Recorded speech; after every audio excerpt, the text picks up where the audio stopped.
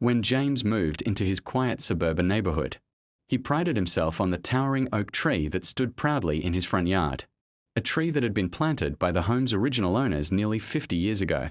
It wasn't just a tree, it provided shade, a home for birds, and a sense of history that tied the house to the land. But to Karen, the overbearing president of the Homeowners Association, it was nothing more than a nuisance. She constantly complained that the leaves blew into her driveway, and that its branches ruined the uniformity of the neighborhood's appearance, despite James politely reminding her that the tree was on his private property and had passed every safety inspection. Karen's persistence grew more aggressive, until one morning James came home from work to a shocking sight. The oak was gone.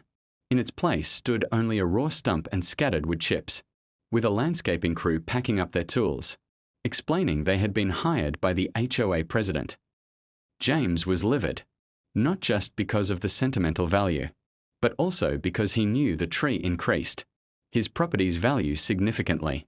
He called the police, who documented the destruction and informed him that since the tree was entirely on his land, this was considered property damage, a serious offense.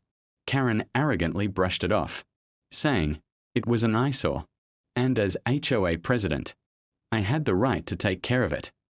But her smugness didn't last long.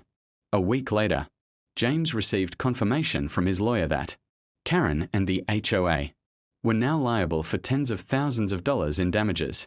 The oak had been a protected heritage tree, meaning the city required special permits and heavy fines for its removal. Karen's reckless decision not only put the HOA on the hook for the costs but also risked her own home, as she had signed the authorization personally.